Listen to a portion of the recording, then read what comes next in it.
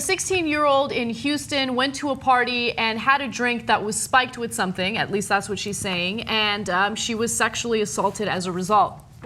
She didn't know that she had been raped until video and also images of the assault were leaked and also went throughout the school. She said the following: "I had no control. I didn't tell anyone to take my clothes off and do what they did to me."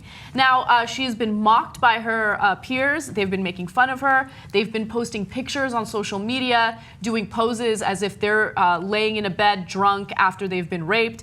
And so she is feeling terrible about this, not only because she's being mocked by her peers, but because the boys who were involved in this assault have not been charged at all. So this is the ones where they make fun of her. Ha ha, remember when she got raped, it's so her fault and it's so funny. And it's called hashtag Jada pose. Okay, now, a couple of issues here. First of all, even if you were to believe that that they didn't drug her. Right. Okay, you're like, because I'm sure a lot of the kids are like, oh bullshit, no way, man.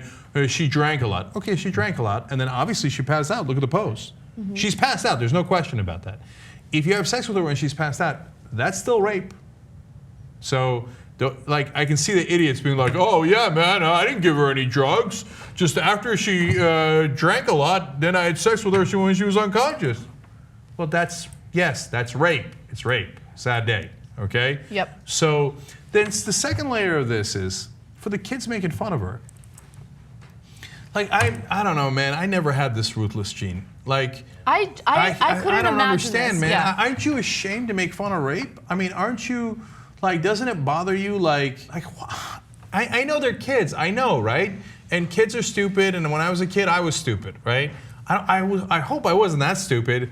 They're like, haha, you got raped. That's so funny. I'm gonna take a picture and mock you in public. Yeah. Right?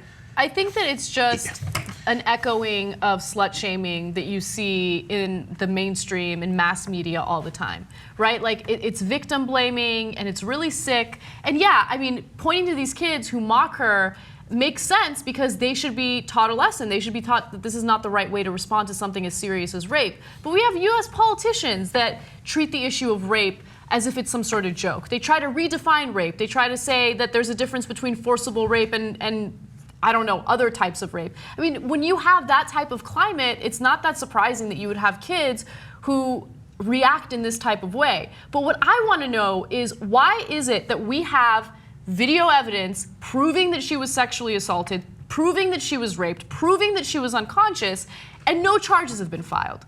How is that? It's a video. They have pictures. I just don't understand that. She's passed out. She can't give consent. But look, even if you gave every benefit of the doubt, and by the way, of course, you got to go to court and prove it. Just because somebody charges rape doesn't mean that, you know, legally you're proven to be guilty until you actually are proven to be guilty, right? Yeah. In a court of law. We all understand that, but the evidence seems fairly clear. But even if you don't believe that, and you want to give the benefit of the doubt to the people, the guys making fun of her, it still doesn't matter. Like, let's say that she got drunk on her own, passed out, and they had sex with her. Let's say in the middle of, right before she passed out, she said, yes, I consent. Okay, whatever absurd thing you want to believe, right? Like, so why are you making fun of her? Like what's the funny part? Like, ha, remember when we all had sex with this girl when she was unconscious? And like, it's just slut shaming. It's just, you're a dick. You're a dick. I mean, and so I know they're kids and they don't have the same judgment, but I hate it when people are proud to be dicks. Mm-hmm. Anna's so right on this issue. They don't think they're being dicks. They think she's the bad one, and they're just pointing out what a bad person she is and mocking her for being so bad, and then being a so-called victim. So yeah, it's an issue of slut shaming and the expectations for women and their behavior. Anna's 100% right on this issue. And would any of the kids in any of those pictures turn down sex? No, right? No, all those boys would not turn down sex. But if someone actually is stupid enough to agree to have sex with them, slut, I'm going to make fun of you on the internet. And look, that's like the age-old problem when it comes to females and sexuality. Like, you can't win, because if you are considered more conservative with your sexuality, well, then you're a prude. If you have sex and you're free and open, you're a slut. there's really no winning. Like, what's the right amount of sex if you're a female? Is it like once a week? Is it once a month? Is it like one partner for the rest of your life? Like, what do you do to make sure that people don't make fun of you? It's absolutely stupid. And it sucks for teenage girls because they're insecure, they're not confident with themselves. You don't really get that confidence until you're like older, closer to 30. So what they're doing to her not only adds insult to injury, it's traumatic for a teenage girl. It makes the situation much worse. And that's why you really need to have something like comprehensive sex education. You need to educate both boys and girls. You need to empower them so they understand, hey, you know what? Both men and women, both boys and girls have hormones, they have sexual tendencies. It's not something that you should be ashamed of.